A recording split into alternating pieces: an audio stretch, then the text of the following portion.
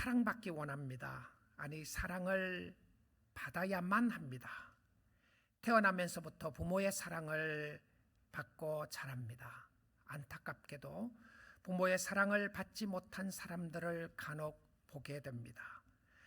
형제들의 사랑을 받고 친구들의 사랑을 받고 선생의 사랑을 받고 주위의 사람들의 사랑을 받고 자라게 됩니다. 우리는 또한 연인들과 함께 사랑하는 것을 알게 되고 사랑의 힘을 깨닫게 됩니다. 우리는 사랑받는 것뿐만이 아니라 또한 사랑할 때에 행복합니다. 연인과의 사랑 혹은 부부와의 사랑 속에서 여러분의 가슴을 뭉클하게 했던 그 기억은 20년, 30년, 40년, 50년이 지나도 생생하게 여러분의 마음 가운데 살아있음을 보게 될 것입니다. 우리의 심장을 뛰게 하고 우리가 삶의 의미를 갖게 하고 내가 살아있다는 것이 이렇게도 감사하게 하는 것은 바로 사랑의 힘이고 사랑의 능력입니다. 그 많은 사랑 중에서도 우리는 태어나면서 하나님의 사랑을 받아야만 하고 받고 있습니다. 세상에 있는 사람들의 사랑도 귀하지만 사람은 그것으로 만족하지 못합니다. 왜냐하면 그 사랑은 아무리 귀하고 아무리 아름답다고 말할지라도 그것은 영원할 수 없기 때문에 그렇습니다. 시간이 지나면 해이해지기 쉽고 시간이 지나면 여전히 힘들고 어려운 관계가 있음을 보게 됩니다. 그래서 우리는 하나님의 사랑을 받아야 만족하게 되게 되고 만족함을 느껴야 우리의 삶의 진정한 보람을 찾게 됩니다. 그래서 사람들이 신을 섬기기 원하고 각자 나름대로 신을 찾고 있는 이유는 사랑을 찾기 때문에 그렇습니다. 사랑 중 사랑이며 최고의 사랑은 하나님의 사랑입니다. 그래서 구원은 하나님의 사랑의 역사이죠. 우리 사랑하는 성도 여러분, 오늘 시간 말씀을 듣고 계시는 귀한 하나님의 자녀 여러분, 여러분의 삶이 고독하십니까? 하나님의 사랑을 확인할 시간입니다. 지금 절망과 좌절과 낙심 가운데 살아가고 있습니까? 하나님의 사랑을 받아야 할 시간입니다. 지금 여러분의 인생이 참 무의미하다는 생각이 드십니까? 여러분의 삶 속에 만족이 없으시나요? 깊은 수렁에 빠진 것 같은 생각이 드십니까? 하나님의 사랑을 확인하면 말로 형용할 수 없는 에너지가 힘이 솟아나게 될 것입니다. 그런데 이 사랑을 확인해야 될 이유가 있습니다. 그것은 바로 소망 때문에 그렇습니다. 사랑은 소망과 연결되어서 생각을 해보게 되는데요. 하나님께서 이야기하는 사랑은 단순히 우리의 감정적인 어떤 느낌이 있었는가, 그것이 아니라 어떤 필링에 관한 문제가 아니라 소망에 관한 문제입니다. 결과적으로 우리가 사랑을 찾고 사랑을 확인하게 되는 이유 중에 하나는 소망이 없기 때문에 그렇다는 것이죠. 그래서 늘 사랑은 성경에서 소망과 연결해서 말씀하고 있어요. 오늘 본문 5장 5절을 다시 보도록 하겠습니다. 소망이 우리를 부끄럽게 하지 아니하면, 여러분, 모든 소망이 아닙니다. 어떤 사람들은 소망을 잘못된 곳에 둔 사람들이 있습니다. 나는 이렇게 살아갈 것이고 이것이 희망이고 이것이 소망이라고 생각했는데 돌아보니까 그것이 소망이 아니었던 것이죠. 그래서 소망도 잘못된 곳에 둘 수가 있고 소망도 부끄러운 소망이 있다는 겁니다. 자, 예수를 믿는 사람들에게 부끄러운 소망이 어떤 소망일 것 같습니까? 예수를 믿는데 예수가 죽으시고 살아나심을 진짜 믿지 않는 사람들은 부끄러운 소망이죠. 우리 사랑하는 성도 여러분, 예수 그리스도가 여러분을 위하여 죽으셨다는 걸 정말 믿으시나요? 정말 여러분은 심령 속에 예수가 부활하셨다는 사실을 믿으십니까? 정말 여러분에게 영생이 있다는 걸 믿으시나요? 여러분 정말 지금 죽어도 살 수 있다는 사실을 믿으십니까? 자, 그런데 헛된 소망을 가지고 있는 사람들이 있을 수 있습니다. 예수를 믿게 되면 내가 생각하고 있는 것들이 이루어질 거라고 생각했는데 안 이루어지는 거예요. 어떤 사람이 예수를 믿으면 내가 부자가 된다고 소망하고 산 사람을 한번 생각해 보십시오. 만약에 하나님이 특별한 섭리 가운데 그 사람에게 부자가 되게 해주셨으면 감사하다는 말을 했겠지만, 혹시라도 그렇지 않는다면, 나는 예수를 믿게 되면 내가 부자가 될 줄 알았는데 부자가 안 됐던 사람은, 그러면 그 사람들의 소망이 다 잘못돼서 절망 가운데 빠지게 되는 모습을 가지게 되지 않겠습니까? 정말 하나님이 나를 사랑한다면 나에게 필요한 것을 다 주셔야 된다고 소망을 하고 있는데 안 주시는 거예요, 하나님이. 그러면 하나님이 잘못됐습니까? 나의 기대와 소망이 잘못된 것입니까? 내가 믿음이 없어서 병이 낫지 않는 겁니까? 아니면 하나님의 특별한 섭리가 있는 것입니까? 자, 소망이 헛된 소망을 둘 수가 있다는 겁니다. 그런데 성경이 이야기하는 소망은 부끄럽지 않는 거예요. 여러분, 성경이 이야기하는 말씀의 소망을 가지면 이것은 결코 부끄럽지 않습니다. 왜 그렇죠? 우리에게 주신 성령으로 말미암아 하나님의 사랑이 우리 마음에 부음화되었기 때문에 그렇다, 이렇게 말하고 있어요. 자, 우리의 심령 속에 하나님의 사랑이 오는 방법은 어떤 모습으로 오게 되느냐 하면 성령의 역사입니다. 성령께서 우리에게 하나님의 사랑을 마음에 부어주신다고 그랬어요. 우리 믿음의 공동체 안에 부어주시는 것이 아니라 여러분의 마음속에 하나님의 사랑을 쏟아 부어주신다. 그러니까 이 표현을 그냥 적당하게 조금 주는 것이 아니라 우리의 심령 속에 충만하게 부어주시는데, 이 충만하게 부어주신 역사가 성령의 역사라고 이야기합니다. 그러면 여러분의 심령 속에 성령의 역사가 없이는 하나님의 사랑을 깨달을 수가 없어요. 자, 그 이유를 우리가 오늘 성경을 통해서 살펴보게 될 텐데, 다른 이야기를 하면 성령의 역사가 강권적으로 나타나게 되면 하나님이 나를 사랑하시는구나라고 하는 것을 확인하게 된다는 것이죠. 확인하게 됩니다.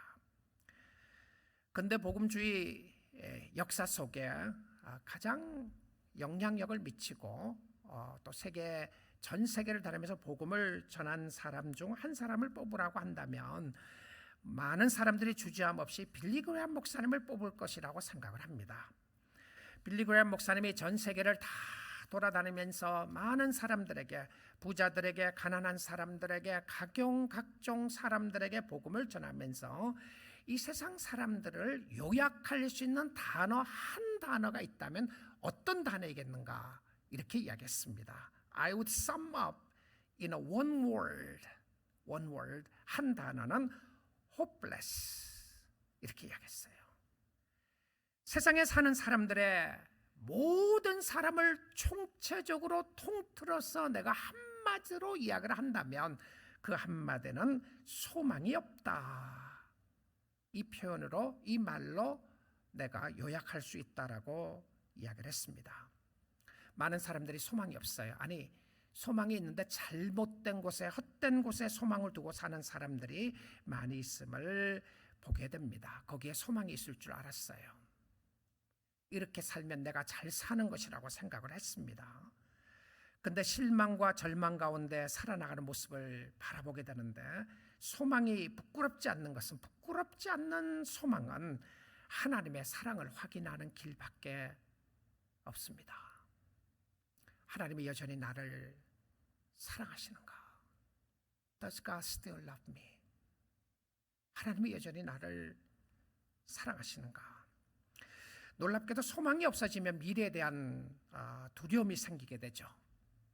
죽음에 대한 두려움이 생기게 됩니다. 실패에 대한 두려움이 생기게 되는 이유는 확실한 것이 없기 때문에 그렇습니다. 붙잡을 게 없는 거예요. 내가 이거 붙잡으면, 이 끈을 잘 잡고 있으면 내가 인생의 최고의 행복을 누리며 잘 살 거라고 생각했는데 그 끈이 끊어진 겁니다. 내가 생각했던 그 끈이 물질의 끈일 수도 있고, 사람의 끈일 수도 있고, 가정의 끈일 수도 있고, 건강의 끈일 수도 있는데 어느 날 그것이 흔들리기 시작하는 거예요. 그라운드가 쉐이크되기 시작하면서 내가 서 있는 이 땅이 든든할 것이라고 생각했는데 이것이 흔들리기 시작하는 거예요. 그래서 소망을 가질 수가 없었습니다. 닥터 맥네일 윌슨이라고 하는 심장 전문의 의사는 닥터스 프로그레스라는 책에서 이렇게 이야기를 했습니다. 정신적으로, 영적으로, 의학적으로 모든 사람들에게 가장 필요한 것은 소망이다. 자신도 소망을 가장 중요한 약으로 생각을 하고 사용한다 그랬어요. 환자들에게 필요한 것은 소망이다. 암병으로 죽을 것 같은 사람에게 당신이 살 수 있다고 하는 것이 그 사람에게 소망이죠. 의사가 3개월밖에 살지 못했다고 하는 진단을 내렸을 때 하나님이 당신에게 이야기하기를 당신은 죽지 않고 영원히 살 수 있다고 이야기하면 그것이 소망입니다. 소망이 뭐죠?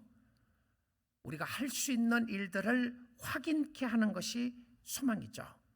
그런데 이 잘못된 소망은 오히려 낙심하게 만드는데요, 올바른 소망은 사랑에서 확인을 해야 하는데 하나님의 사랑이 우리를 새롭게 하고 하나님의 사랑이 우리를 살리게 합니다. 자, 그래서 이 사랑을 확인하는 방법 중에 하나로 오늘 본문 내용 가운데 한번 살펴보기를 원하는데요, 로마서 5장 3절 4절을 한번 보도록 하겠습니다. 다만 이뿐 아니라 우리가 환난 중에도 즐거워하나니 이는 환난은 인내를, 4절 봅니다. 인내는 연단을, 연단은 소망을 이루는 줄 알미니라. 그리고 나서는 5절에는 소망이 부끄럽지 않다 이렇게 이야기를 해요.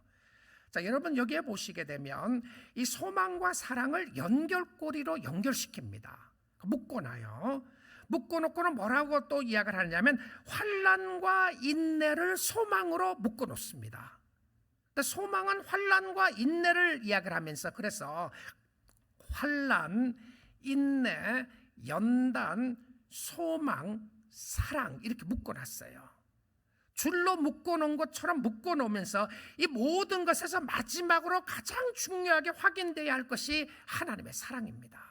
사랑인데요, 여러분 3절 말씀을 보게 되면 이 성도는 누구인가에 대한 부분을 잘 확인해 주고 있습니다. 다만 이뿐 아니라 우리가 환난 중에도 즐거워하나니, 성도는 환난을 즐기는 사람이 아닙니다. 어려움을 인조이하는 사람들이, 힘들고 어려운 것을 즐기는 사람들이 성도가 아닙니다. 성도는 누구인가? 하나님의 사랑을 확인하는 성도는 누구이냐면 우리가 환난 중에도 즐거워하는 사람입니다. 말도 안 되는 소리입니다. 육신적인 모습으로 생각을 하게 되면 말입니다. 환난은 우리로 하여금 짜증나게 합니다. 내가 왜 어려움을 당해야 되나? 내가 왜 이 고생을 해야 하나? 내가 뭔데? 내가 뭘 잘못했다고 나에게 이런 어려움이 있는가? 핍박이 있는가? 저 사람이 왜 나를 핍박하는가? 내가 왜 이런 환경 속에 들어가게 되는가? 환난은 원망과 불평을 하게 합니다. 누구를 원망하기도 하고 불평하기도 합니다. 환난은 짜증나게 합니다. 환난은 억울하게 생각이 듭니다. 내가 억울한 것 같아요. 하나님이 나를 버린 것 같아요. 하나님이 나를 더 이상 사랑하지 않는 것 같아요. 여러분 힘들고 어려움을 당하면 성도들이라고 할지라도 그런 생각하지 않아요? 하나님 나를 사랑하지 않는 것 같습니다. 하나님의 사랑이 어디 있죠? 내가 왜 이런 어려움을 당합니까? 이렇게 이야기를 하는데요, 성도는 환난이 끝나면 즐거워하는 사람 아닙니다. 어떤 사람들이 이렇게 이야기를 해요. 하나님 이거 기도 드려주시면 그 다음부터 내가 요거 할게요. 당신이 기도 드려주시면 그때부터 내가 열심히 섬기겠습니다. 당신이 물질을 안 주셨으니까 내가 안 섬기는 거고, 당신이 시간을 안 주셨으니까 못 섬기는 거고, 당신이 마음을 안 주셨으니까 안 섬기는 거고, 내가 건강하지 않으니까 안 섬기는 건데 그거 다 해결해 주시면 내가 열심히 섬길게요. 그렇게 안 돼 있습니다. 성경은요. 환난이 끝나면 즐거워하는 사람이 아니라 성도는 누구이냐면 환난 중에서 즐거워하는 사람이라고 되어 있습니다. 환난 중에서 즐거워하는 사람들은 성도밖에 없습니다. 예수 믿는 사람밖에 없어요. 진짜 예수를 믿는 사람들은 환난 중에서 즐거워하는데 환난 중에서 즐거워하는 이유가 뭐냐는 겁니다. 왜 그렇죠? 왜 그렇습니까? 환난은 인내를 만들고, 인내는 신앙의 연단을 만들고 연단의 의미는 소망을 가지게 한다 이렇게 되어 있어요. 자, 이게 무엇을 뜻하나요? 무엇을 뜻합니까? 이렇게 보면 됩니다. 환난이 우리로 하여금 그 중에서 즐거워하게 하는 이유는, 자, 여러분이 어려움을 당하고 있을 때에 이런 생각 들지 않아요? 내가 이거 붙잡고 살았는데 이것 있으면 다 될 줄로 생각했던 그 무엇이 뭐 가정일 수도 있겠죠. 건강일 수도 있고요. 물질일 수도 있고 관계일 수도 있고 여러 가지일 수 있습니다. 이것 있으면 나는 전부라고 생각을 하고 행복할 것이라고 생각하고 만족한다고 생각했는데 그것이 끊어지기 시작하는 겁니다. 그것이 뭐죠? 흔들리기 시작하는 게 뭡니까? 환난이에요. 환난요. 환난을 통해서 그것이 흔들릴 때 무엇을 생각하게 되느냐 하면 물질이 전부가 아니라는 것을 확인하게 합니다. 나는 내 가정이 행복하고 내가 행복하면 최고라고 생각했는데 어느 날 나의 행복에 도전이 온 겁니다. 그러니까 이것이 전부가 아니라는 것을 확인하게 되는 것이죠. 건강에 자신 있었는데 건강이 전부가 아니라는 것을 확인하게 되는 겁니다. 가족이 전부가 아니라는 것을 확인하게 돼요. 건강이 소중하고 가정이 소중하고 물질이 소중하고 그럼에도 불구하고 그것이 절대적인 나의 행복의 위치에 서지 않는 것을 확인하는 것이 무엇이었냐면 환난입니다. 어려움을 당하니까 어떻던가요? 물론 짜증날 때도 있고 힘들 때도 있죠. 그런데요, 성도들이 어려움을 당할 때 진짜 확인하는 것은 하나님이 살아계신다는 것을 확인합니다. 하나님이시여 내가 붙잡을 것은 주님밖에 없습니다라고 확인하도록 만드는 것이 하나님의 은혜요 축복이었던 것을 보여주고 있어요. 가장 소중한 것이 무엇인지를 잡게 합니다. 여러분, 어떤 사람은 그러잖아요. 진짜 가족을 위해서 지금까지 살지 않았어요. 나는 가족을 위해서 살지 않았습니다. 나는 10년, 20년 동안 가족을 위해서 살지 않았는데 이 어려움을 당하고 보니까 가족이 최고라는 것을 알았습니다. 너무 늦게 알았어요. 대부분 그런 사람들 보세요. 너무 늦게 알았어요. 물론 그때 깨달은 것만 해도 다행이죠. 물론 그렇습니다. 다행이고 감사한 일이에요. 그런데요, 여러분 신앙생활도 그렇습니다. 너무 늦게 깨달으면요, 주를 섬기고 주님을 위해서 일할 시간이 별로 없어요. 그렇지 않아요? 너무 늦게 깨달으면 말입니다. 깨달은 것 그 자체가 귀하지만 여러분 오늘 기회에 있을 때 오늘 깨달으세요. 사랑을 확인하시고 오늘 주님을 바라보시는데요. 자, 여러 가지 어렵고 힘드는 상황에 여러분이 거할 수 있습니다. 오늘 우리 말씀 듣고 계시는 우리 사랑하는 성도 여러분, 여러분의 삶이 불안하십니까? 여러분이 서 있는 그라운드가 땅이 흔들린다는 생각이 듭니까? 여러분의 마음이 송두리째 흔들리는 생각이 드시나요? 여러분 지금 이 순간 하나님의 사랑을 확인하면 됩니다. 여러분의 마음을 고칠 수 있는 것은 하나님의 사랑을 확인하는 것인데요. 한번 성경 보도록 하죠. 요한일서 4장 18절 19절입니다. 사랑 안에 두려움이 없고 온전한 사랑이 두려움을 내쫓나니. 자, 사랑과 두려움은 결코 함께 동거할 수 없는 내용입니다. 내가 너무 두렵다.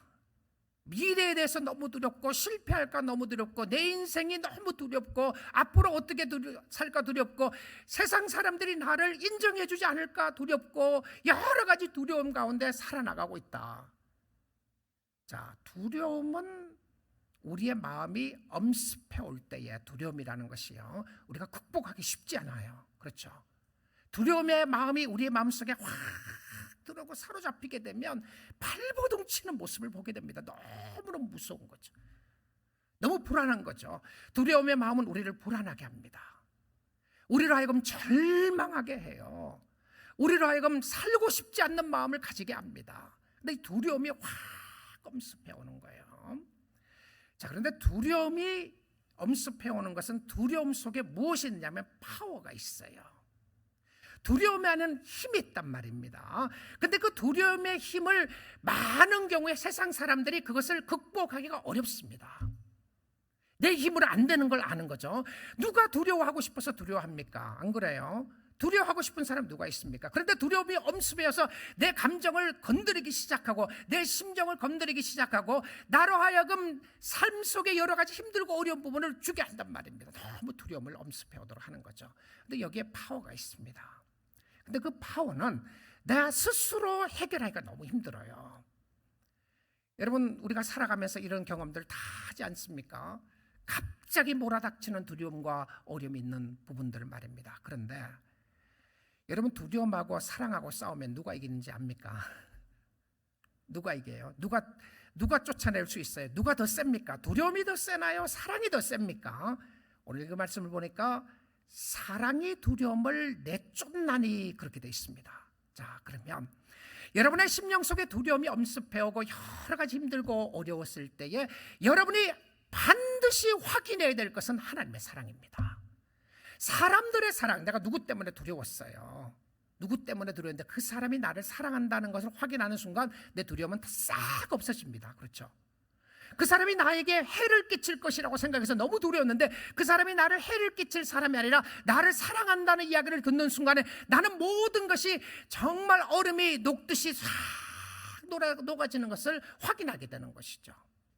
그런데 우리의 심령 속에 우리의 마음 가운데 두려움이 엄습해 왔을 때에 우리가 그것을 확인하고 내쫓을 수 있는 것은 하나님의 사랑입니다. 사랑이 두려움을 킥아웃 시킨다고 되어 있습니다. 우리 사랑하는 믿음의 가족 여러분, 우리는 살아가면서 이런 두려움의 문제에 빠질 때가 있습니다. 기억하십시오. 오늘 여러분이, 당신이 정말 필요한 것은 하나님의 사랑의 확인입니다. 하나님이 여전히 나를 사랑하시나요? 하나님이 나를 버리신 것은 아닙니까? 하나님이 나를 떠난 것은 아닙니까? 라고 질문하는 그 순간 하나님의 사랑이 여러분의 심령 가운데 있음을 확인하면 이겨낼 수 있어요. 어떤 두려운 문제도 이겨낼 수 있습니다. 두려워하는 자는 사랑 안에서 온전히 이루지 못하느니라. 그리고 19절 봅니다. 우리가 사랑하면 그가 먼저, 하나님이 먼저 우리를 사랑하셨기 때문입니다. 하나님의 사랑 때문에 나아갈 수 있다는 것이죠. 그럼에도 불구하고 우리가 다시 묻는 질문이 있습니다. 하나님이 여전히 나를 사랑하시나요? 아니, 여전이라고 하는 의미 속에는 한 번 사랑하셨다고 하는 확인을 했는데 그 다음에 사랑하지 않는다는 확인의 질문이겠죠. 근데 성도는 이런 질문을 물어보게 될 수밖에 없는 것 중에 하나가, 우리가 죄를 짓게 되면, 어려움이 있게 되면 쉽게 던지는 질문 중에 하나인 것 같아요. 실질적으로 질문을 하지 않는다고 할지라도 우리의 마음속에 되새기고 되뇌이는 표현 중에 하나가 Do you still love me? 당신이 나를 여전히 사랑합니까? 라고 하는 질문입니다. 자, 저는 오늘 이 아침 시간에 여러분에게 확인하고, 저와 여러분이 함께 확인하고 싶은 부분이 있습니다. 하나님이 언제 여러분을 사랑하시기로 작정하셨느냐고 하는 이 단어 때문에 그렇습니다. 여러분 한번 타이밍을 생각해 보십시오. 여러분 어떤 사람을 사랑한다고 했을 때에 연인의 사랑을 한번 표현해 보죠. 연인의 사랑을 이야기를 하면, 여러분 연애할 시절 때에 사랑했던 사람을 만났을 때 반드시 사랑의 모습이 있었을 겁니다. 뭔가가 좋았어요. 근데 나중에 살다가 보니까 뭔가가 좋았던 게 자꾸 시들어지는 모습을 보게 되잖아요. 그래서 싸우죠. 여러분이 생각했던 그 사람이 아니라는 것 때문에 그렇습니다. 그런데 그것은 모든 사람들에게 동일한 모습의 표현이라고 볼 수 있습니다. 그렇게 사랑한다고, 정말 죽지 못하겠다고, 정말 사랑해서 서로를 위해서 모든 것을 다 내주겠다고 했던 사람들도 이혼하게 되고 어려워지게 되고 미워하게 되고 사랑보다 더 무서운 증오와 미움을 가지게 되는 것을 보게 됩니다. 왜 그렇죠? 우리의 사랑은 참으로 이기주의적입니다. 부부의 사랑도 굉장히 이기주의적입니다. 형제의 사랑은 말할 것도 없거니와요. 부모의 사랑도 어떻습니까? 부모의 사랑도 이기적입니다. 자녀를 사랑하는 거 무조건적으로 다 사랑한다고요? 그렇지 않아요. 이기적인 모습이 얼마나 많은지 모릅니다. 나인데 잘해주는 자녀에게 더 잘해주고 싶은 것이 부모의 심정 아니겠습니까? 물론 아픈 자녀에 대한 안타까운 마음을 부모는 가지게 됨에도 불구하고 우리의 사랑 속에는 정말 이기주의적이라고 말할 수밖에 없습니다. 그래서 우리는 하나님의 사랑도 그렇게 생각을 합니다. 하나님의 사랑도 매우 이기주의적일 것이라고 생각을 합니다. 자신이 하나님의 뜻대로 살지 못하는 걸 우리는 너무 잘 압니다. 지난 한 주간을 돌아보면서 여러분 솔직하게 하나님 앞에 나오면서 양심을 하나님 앞에 비춰보면 떳떳한 사람 몇 있겠습니까? 하나님, 지난주에도 내가 죄짓고 살았습니다. 오늘 아침에도 오는데 정말 죄송합니다. 여러분 그런 생각 들지 않아요? 화를 내지 말아야 되는데 화를 냈습니다. 이렇게 살지 말아야 되는데 이렇게 살고 있습니다. 하나님의 뜻대로 좀 살고 싶은데 못했습니다. 이런 마음을 가지게 되죠. 그 마음이 들면 그 다음 마음속에 킥긴 하는 게 뭐냐 하면 그래서 하나님이 나를 덜 사랑하는 것이 아닌가 하는 생각을 가지게 합니다. 자, 오늘 이 부분 속에 우리가 좀 확인하고 싶은 부분이요, 하나님이 언제 사랑하기로 작정하셨는가 하는 부분입니다. 우리는 사랑받기 쉬울 때에, 사랑스러울 때에 사랑하는 것이 자연스럽습니다. 그리고는 우리가 작정을 하고 사랑함에도 불구하고 참 어려울 때가 많이 있게 되죠. 오늘 이 본문 속에서 네 가지 단어를 찾아보고 네 가지 단어를 확인해 보기를 원하는데, 오늘 이 본문 말씀을 설교를 듣고 난 이후에 여러분은 정말 여러분이 예수 안에 있다면 다시는 하나님이 나를 사랑하십니까? 라는 질문을 안 하셔도 됩니다. 물론 속으로 하실 때도 있겠지만 여러분 말씀에 근거해서 안 하셔도 돼요. 안 하셔도 됩니다. 어떤 단어 때문에 그렇습니까? 하나님이 우리를 사랑하시기로 했던 우리의 여건과 상황이, 첫째는 연약할 때입니다. 둘째는 경건하지 않을 때입니다. 셋째는 죄인이었을 때입니다. 넷째는 원수되었을 때입니다. 자, 이 네 가지 단어를 제가 말씀드린 이 네 가지 단어 속에 사랑의 어떤 받을 조건과 자격이 아무것도 없다는 것을 보게 됩니다. 사랑하고 싶을 때가 아니고, 사랑스럽기 때문에가 아니고, 가진 것이 많았을 때가 아니고, 잘 나갈 때가 아니고, 힘이 있을 때가 아니라 사랑할 수가 없고 사랑하지 않을 때 하나님이 우리를 사랑하기로 작정하셨다라고 되어 있습니다. 오늘 본문을 통해서 확인을 해보겠습니다. 로마서 5장 6절인데요. 우리가 아직 연약할 때에, 첫 번째 단어 나오죠. 연약이라는 말을 썼습니다. 우리가 아직 연약할 때에, 아직 연약할 때에, 여기 연약이라고 하는 단어를 다른 그 한국어 번역에서는, 한어 번역 이렇게 번역을 했어요.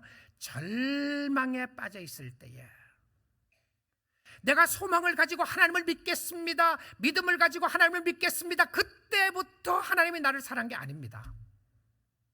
아니에요. 내가 가장 깊은 웅덩이에 빠져 있고 수렁에 빠져 있어서 헤어나지 못하고 나에게 힘이 없을 때입니다. 나에게 힘이 없을 때에. 그래서 다른 하나 성경에서 이렇게 번역했더라고요. 무기력한 상태에 있을 때에. 그래서 영어 성경에 보니까 without strength, 힘이 없을 때에, powerless, 힘을 가지지 못할 때, 아무런 힘이 없을 때에 하나님이 언제 사랑하기로 작정하셨다고요? 여러분 잘 나갈 때에, 그러면 잘 나갈 때 사랑했으면 그 다음 모습이 어떤 모습이죠? 내가 못 나가고 힘들고 어려면 하나님이 나를 버려주셨는가 보다 말할 수 있죠.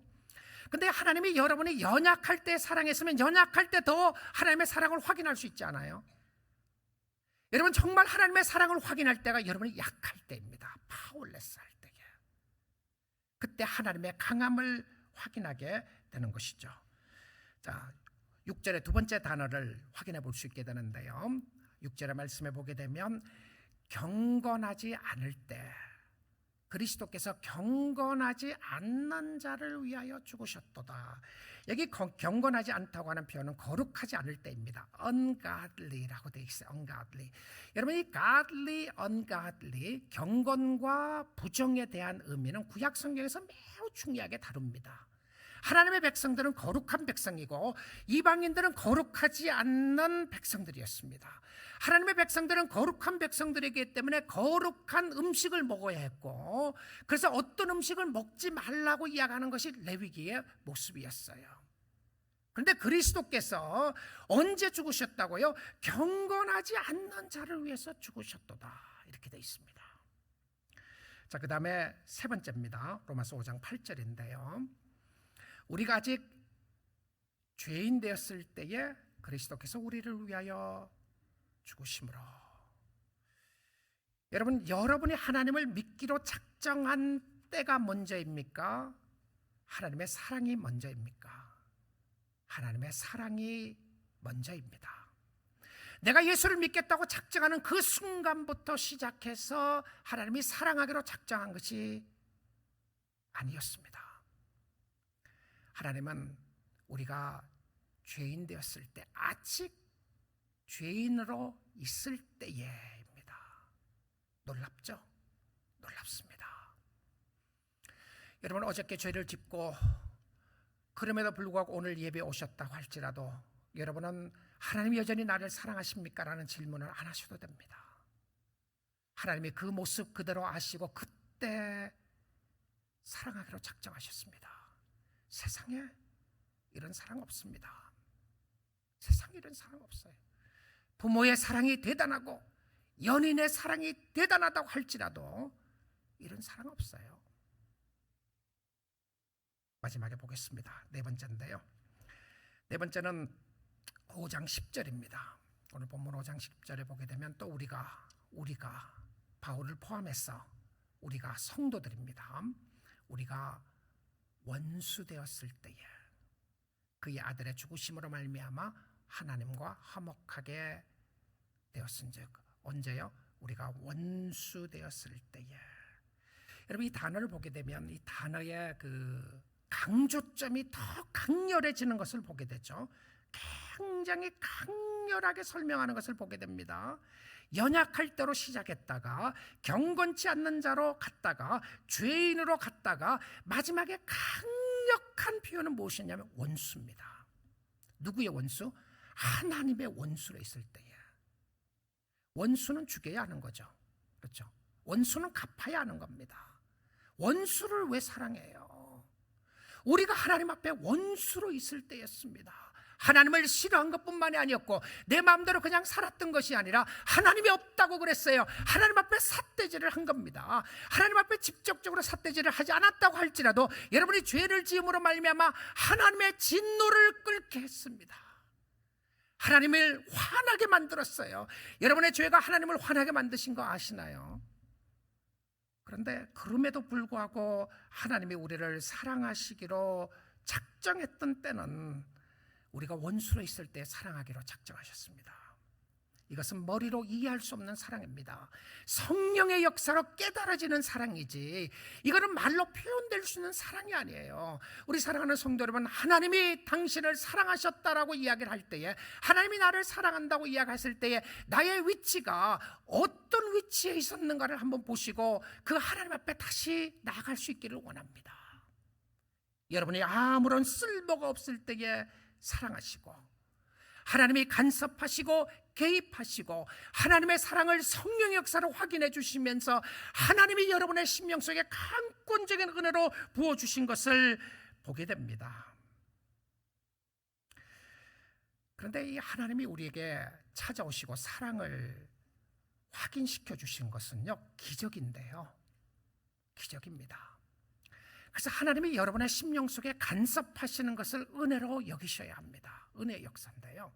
만약에 하나님이 여러분에게 간섭하시지 않고 그냥 내버려 두시면 여러분 잘 살 것 같습니까? Just leave me alone. Just leave me alone. Let me live my life. 내 마음대로 살게 좀 내버려 두세요. 왜 그렇게 하나님 간섭하세요? 그냥 내버려 두세요. 왜 환난 주시죠? 환난이 하나님의 간섭에 손길일 수 있습니다. 여러분의 심령 속에 어려운 것이 확 드러날 때에 하나님의 간섭에 손길을 줄 수 있어요. 갑자기 힘들고 어려운 일이 닥쳤을 때 하나님의 간섭에 손길이 줄 수 있습니다. 하나님이 가르쳐주고 싶은 것이 있는데, 가르쳐주고 싶은, 성도에게 가르쳐주고 싶은 근본적인 핵심이 뭐냐면 하나님의 사랑입니다. 여러분, 힘들고 어려울 때예요, 진짜 하나님의 사랑을 확인하기 최고로 좋은 때입니다. 그 성경의 말이에요. 자, 그러면 하나님이 가만두시면 우리가 하나님을 잘 섬기거나 그럴 것 같습니까?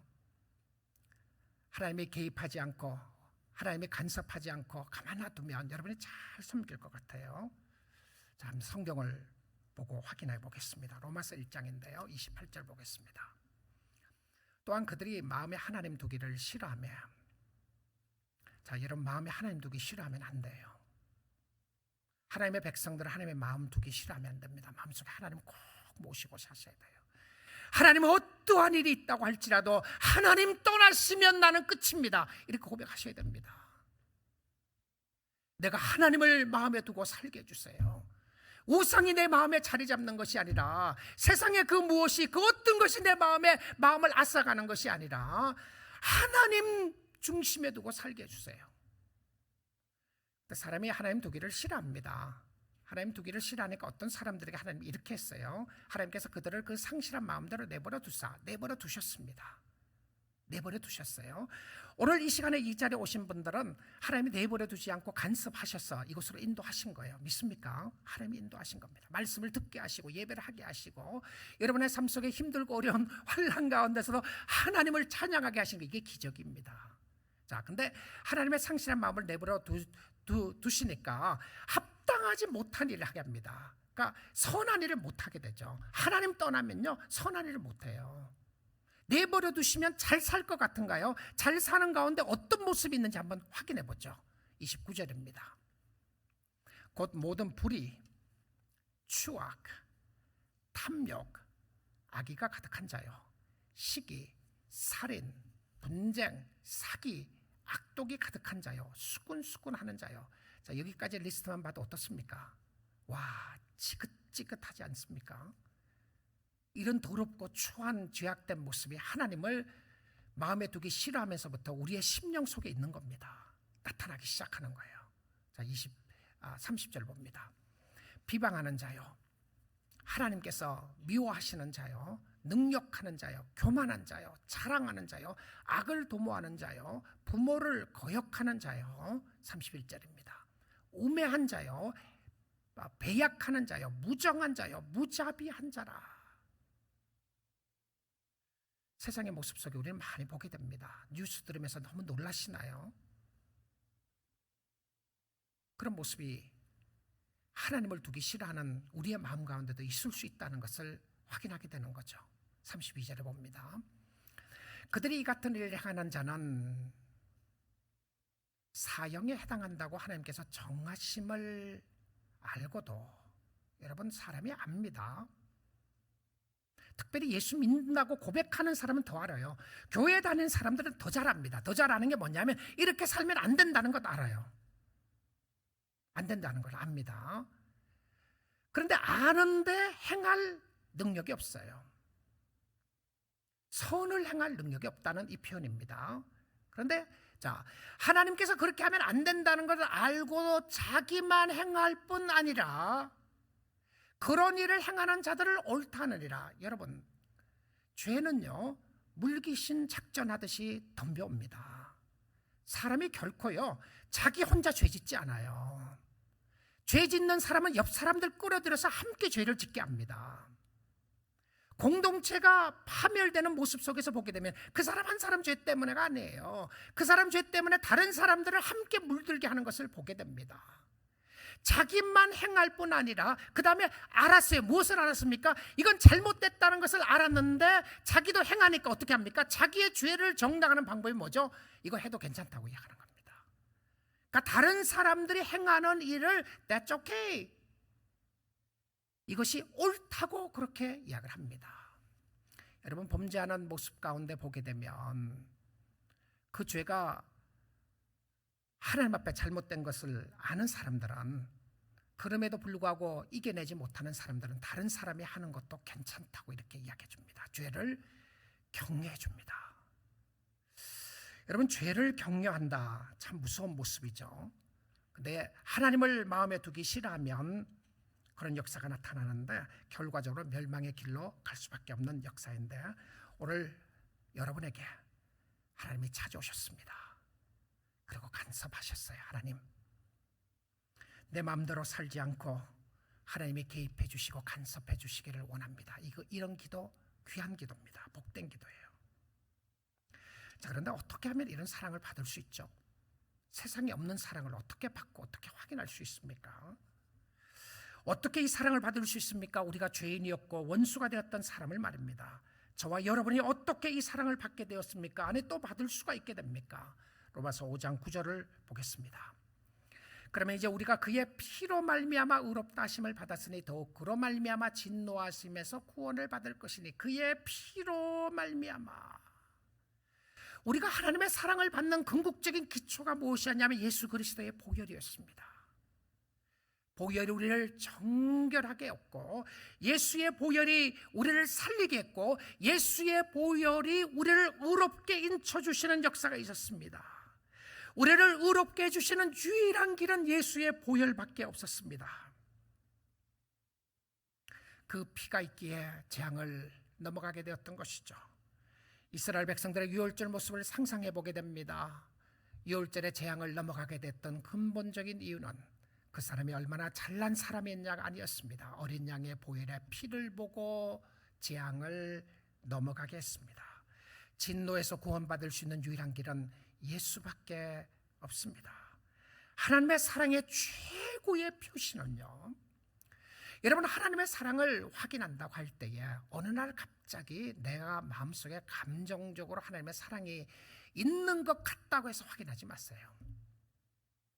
내가 교회 다니니까 잘 되더라 모든 것이, 그래서 하나님이 나를 사랑하는 것보다 거기서 확인하면요, 그 그라운드는 언젠가는 무너집니다. 왜냐하면 그거 완전한 그라운드가 아니에요. 그럴 수 있습니다. 사랑의 표현 속에 내가 잘 되는 거 이렇게 사랑의 표현으로 볼 수 있지만, 그러면 어렵고 힘들어지면 어떡하실래요? 그런 사람은 환난 중에 기뻐할 수가 없는 거죠. 환난이 끝나면 기뻐하겠습니다 이렇게 말할 수 있을 것입니다. 오늘날 많은 기독교인들이 우리가 주님을 믿고 살아가면서 왜 기쁨을 누리지 못하고 감사를 누리지 못하나요? 우리는 예수 그리스도의 보혈로 통해서 오는 십자가의 구속의 사랑에 대해서 우리는 무지할 때가 많이 있습니다. 무지한 것이죠. 하나님의 사랑의 최고의 표현을 어디에다가 두었느냐 하면 세상에 두지 않았다는 사실입니다. 하나님의 사랑의 최고의 표현을 여러분이 필요를 채워주는 것으로 두지 않았다는 것입니다. 물론 사랑하는 사람에게 좋은 것을 주고 싶은 것이 우리의 마음이죠. 그렇습니다. 그래서 하나님이 너희에게 정말 나를 믿게 되면 내가 너를 굶기겠느냐, 내가 너를 필요한 거 안 주겠느냐, 하나님이 자꾸 말씀하시는 거죠. 그런데 그것으로 사랑을 확인하라고 말하지 않아요. 그런데 우리는 자꾸 그런 세상적인 것을 가지고 하나님의 사랑을 자꾸 확인하려고 그래요. 내가 확인이 될 수 있는 때는 내 뜻대로 될 때는 확인되지만, 내 뜻대로 되지 않을 때는 하나님의 사랑을 의심할 수밖에 없는 여러분의 소망의 근거를 잘못 두셨습니다. 내가 목회를 잘하고 성공하고 그게 무슨 의미인지 모르겠지만 어쨌든 그러면 하나님이 나를 사랑하고, 그렇지 않으면 하나님이 나를 사랑하지 않는다는 그 근거 속에 하나님의 사랑을 두면, 저는 수없이도 많이 하나님이 나를 사랑합니까? 라고 물을 수밖에 없었습니다. 여러분은 어떠시나요? 여러분의 하나님의 사랑의 근거와 확인을 성경이 두신 곳에 두셔야 합니다. 하나님이 하나님의 사랑의 확인을 어디에 두셨는지를 확인해야 되는 것이죠.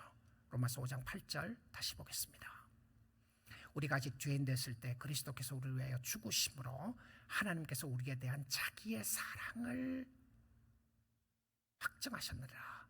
하나님의 사랑에 도장 찍은 것이 어디였느냐 하면 그리스도의 죽으심입니다.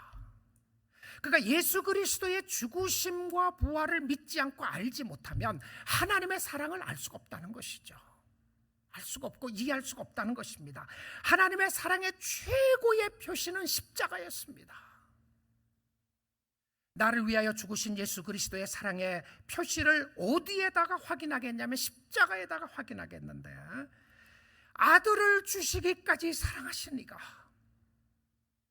아들을 믿는 여러분에게 아들을 주시기까지 사랑하신 이가, 여러분의 조금 힘들고 어려운 것 때문에 하나님 나를 사랑합니까 안 합니까 라고 하는 그런 발버둥치고 질문하고 있는 여러분에게 오늘 확인시켜 주시는 거예요.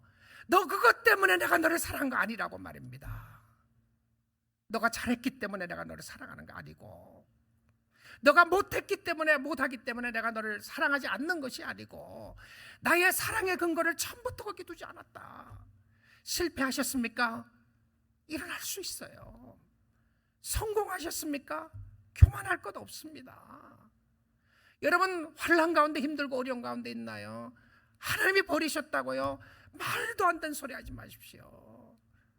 정말 예수를 믿으시는가를 확인해 보십시오. 내가 진짜 하나님의 자녀인가? 내가 진짜 하나님의 자녀라면 하나님이 나를 사랑하는 근거를 어디에다가 두어야 되는가? 하나님을 어디에 주셨습니까? 자기의 사랑을 확증을 그리스도의 죽음에 두셨다는 사실입니다.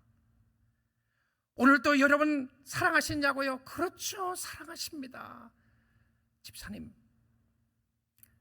주님이 집사님을 사랑하세요.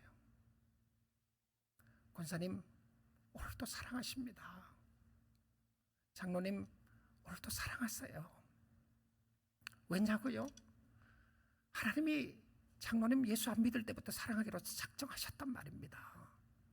힘들고 어려울 때요, 하나님 더 가까이 있는 거죠. 더 가까이 있는 겁니다. 확인하겠습니다. 하나님의 사랑이 어떤 모습으로 나타나게 되는지. 로마서 8장 31절입니다. 그런즉 이 일에 대하여 우리가 무슨 말하래요? 만일 하나님이 우리를 위하시면 누가 우리를 대적하래요? If God is for us, who can be against us? 하나님이 우리를 위하면 누가 우리를 대적하래요? 하나님은 누구를 위하십니까? 자기 자녀를 위하죠. 그렇죠? 하나님은 나를 위하십니다. 여러분을 위하세요. 32절입니다. 자기 아들을 아끼지 아니하시고 우리 모든 사람을 위하여 내주시니가 어찌 그 아들과 함께 모든 것을 주시지 아니하겠는가?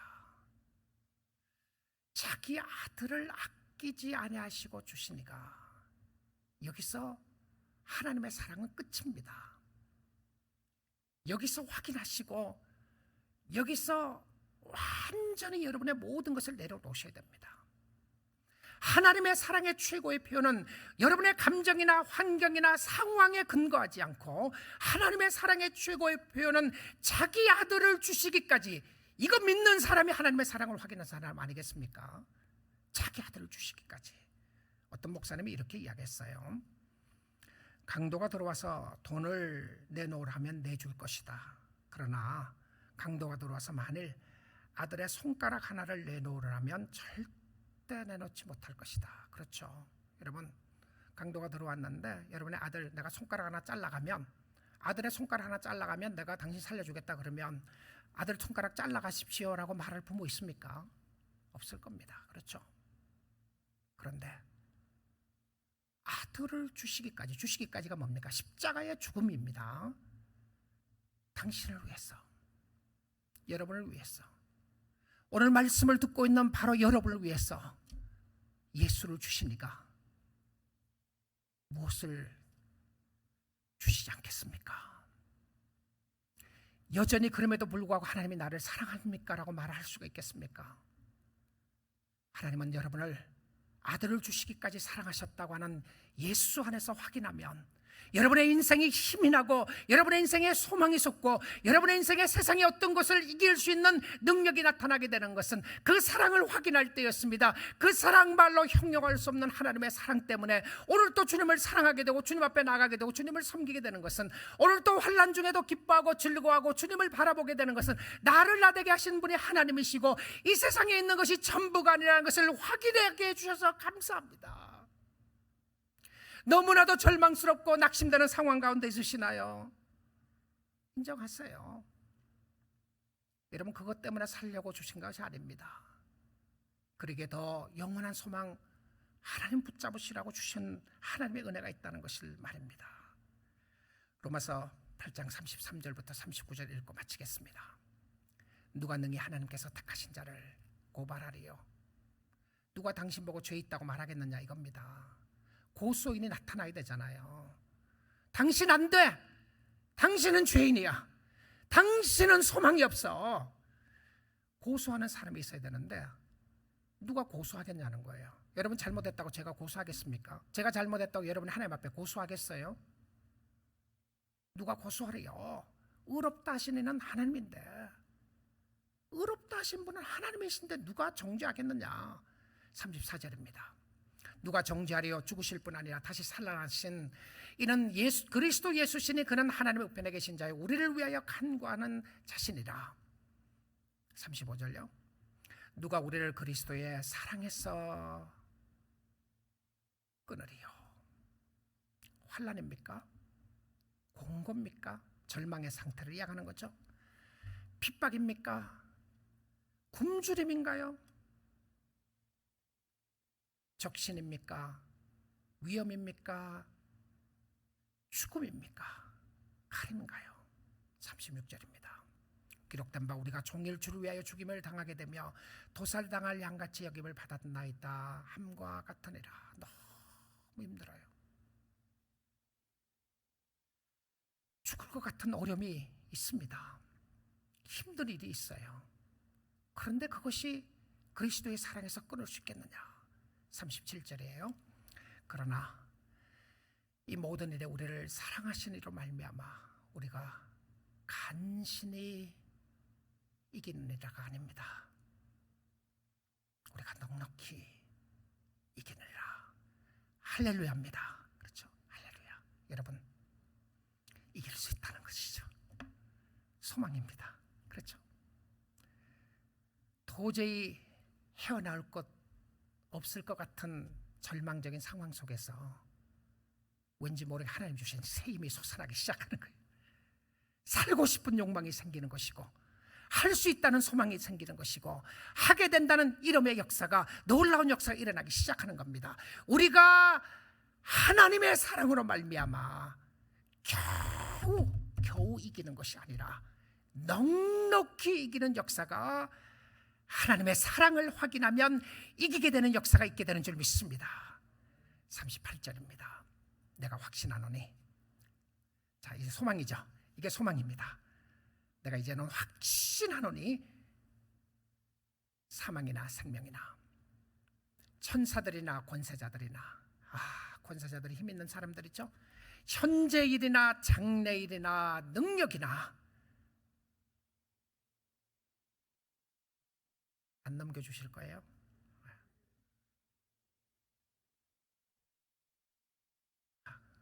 높음이나 깊음이나 다른 어떤 피조물이라도 우리를 우리 주 그리스도 예수 안에 있는 하나님의 사랑에서,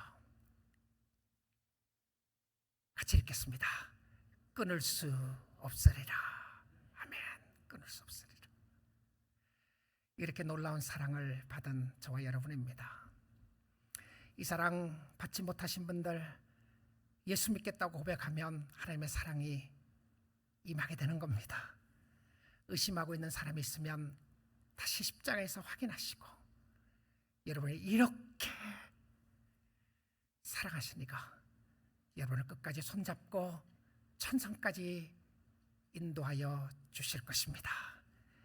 부활의 능력의 역사로 말미암아 절망과 좌절에서 다시 일어날 수 있는 소망을 얻게 하시고, 하나님을 섬기게 하시고, 어떤 어려움이 있다고 할지라도 주님 당신입니다, 당신이 최고입니다라고 고백하는 것은 바로 하나님의 사랑이었습니다. 떠나지 않고 함께하는 영원한 사랑 때문에 주님 찬양하는, 주님 섬기는 주의 귀한 백성들 다 될 수 있기를 주님의 이름으로 축복드립니다.